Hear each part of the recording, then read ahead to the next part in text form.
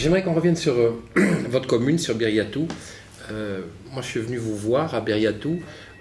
Biryatou est mal connu par beaucoup de gens parce qu'il y a effectivement l'autoroute. Mais dès qu'on rentre dans le village, on a l'impression de rentrer dans quelque chose de très sauvegardé. Alors je me suis un peu renseigné, ça a beaucoup changé, Biryatou. Vous avez le souci du beau, du détail, de l'authentique. C'est-à-dire que c'est un peu de faire du développement durable, des actions environnementales sans le dire. Est-ce que vous pensez que c'est aussi un des succès de vos élections consécutives à la mairie, de préserver comme vous le préservez, d'être aussi difficile pour accorder un permis de construire, il paraît que c'est pas simple chez vous,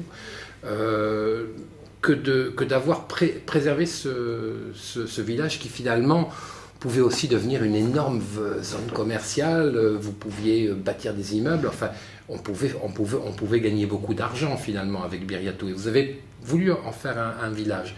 Vous pensez que c'était le bon chemin que vous avez pris dès l'origine? Biryatou, c'est une commune rurale, aux portes de l'océan, et de l'Espagne, et qui a beaucoup d'atouts. Bon. Le mandat de maire est un mandat passionnant, parce que vous êtes là, dans le concret, dans le quotidien, à rendre au mieux possible la collectivité que vous gérez. Donc, moi j'ai toujours eu beaucoup d'ambition pour Biryatou. Biryatou, et je peux le dire, s'est beaucoup développé et transformé depuis que je suis maire. Beaucoup de choses ont été faites.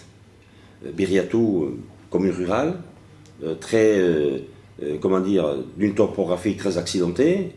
Néanmoins, 98% des maisons sont raccordées à l'assainissement collectif. On y a mis le gaz de ville. On a fait des équipements importants, une salle polyvalente qui est magnifique. Tout le bourg est aménagé, tous les réseaux sont en souterrain. Et j'envisage de solliciter le classement de Biryatou en plus beau village de France. Parce que pour les concitoyens, ce qui est important, c'est de pouvoir y travailler et de pouvoir y vivre. Mais l'environnement est capital. Donc l'environnement, il existe. En termes de logements sociaux, on en a quand même fait beaucoup, puisque aujourd'hui Biryatou a 74 logements sociaux, dont 54 ces dernières années, la moitié en location et la moitié à l'accession à la propriété, car je sais bien la complexité, la difficulté de nos populations de pouvoir se loger sur leur territoire. Donc nous avons beaucoup de volonté, beaucoup de dynamisme pour rendre notre village très joli. Alors, deux dernières questions.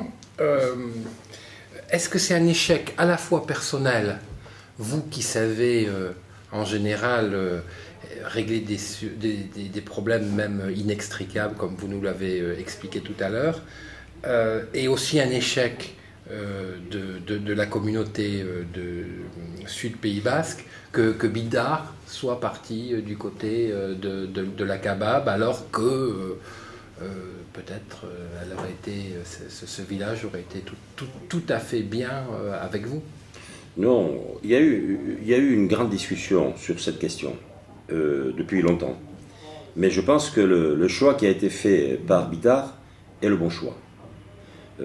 Nous aurions bien entendu accepté avec plaisir de les recevoir.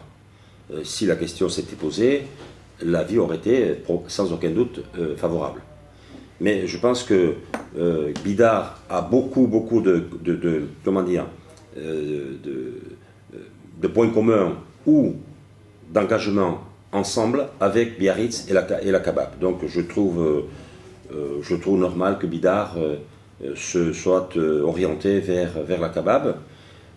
Pour autant, nous allons continuer à travailler avec Bidart, avec qui nous entretenons d'excellentes relations, et notamment au niveau de la gestion des eaux de surface, puisque nous allons très prochainement lancer une étude sur le schéma d'aménagement et de gestion de l'eau. Bidart est dedans avec l'OABIA.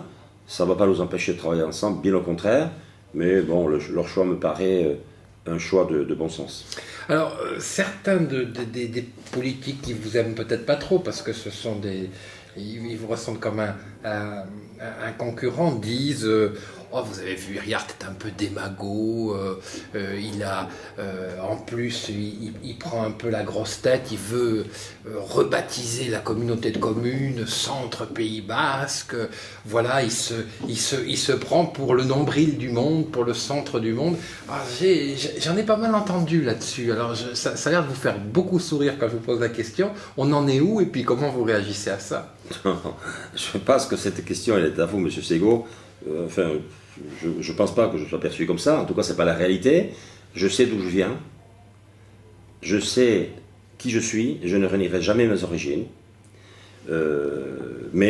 Simplement, j'ai j'ai de la volonté pour ce territoire, pour sa dynamique. Donc, j'exerce mes fonctions au mieux que je peux, en espérant ne pas faire trop d'ombre, comme vous dites, à d'autres qui ont des prétentions peut-être ou des ambitions ailleurs. Oui, mais est-ce que vous voulez rebaptiser votre communauté de communes? Et puis est-ce que ça a un sens politique? C'est-à-dire que est-ce que vous êtes basque avant tout? Parce que si vous êtes au centre, moi j'essaie de comprendre, hein, ça veut dire que d'un côté il y aurait la Kabab, c'est-à-dire la fin de la zone basque, mais un peu gasconne, et puis de l'autre côté, ben, il y a Irun, Fontarabie, etc. Donc, c'est quoi cette idée de centre, de communauté centre Pays Basque? Vous m'en parlez pas trop, vous avez abandonné l'idée peut-être? Non, pas du tout. Moi, si vous voulez, je revendique mon statut de bascophone. J'adore le Pays Basque, j'adore parler le basque, qui est ma langue maternelle. Le territoire de la communauté de communes Sud Pays Basque était un territoire qui n'était pas maillé jusqu'à la création de la communauté de communes. Et nous étions là avec la Kabab d'un côté et la partie sud du Pays Basque avec le Consortio, avec Donosti de l'autre côté. Et ce maillon central était vide. Depuis qu'on a créé la communauté de communes et ces 12 communes, on constitue un territoire très important. Il faut savoir que notre communauté de communes est la plus grosse communauté de communes du département, avec 60 000 habitants permanents, 200 ou 250 000 l'été, je ne sais pas combien. Donc, nous n'avons pas d'ambition de déborder sur les autres. Nous, on veut gérer notre territoire, et ce à quoi vous pensiez peut-être, c'était de cette idée de devenir communauté d'agglo, puisque pour être communauté d'agglo, nous y sommes quasiment, puisqu'il faut une commune centre de 15 000 habitants, et Saint-Jean et Hendaye, ils le sont pratiquement.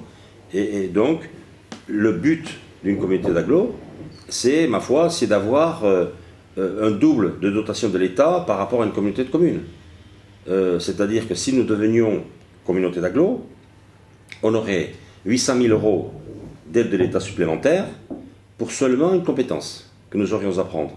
Parce que la communauté de communes est dotée de très nombreuses compétences. Et c'est ça qui détermine l'ambition de ce territoire.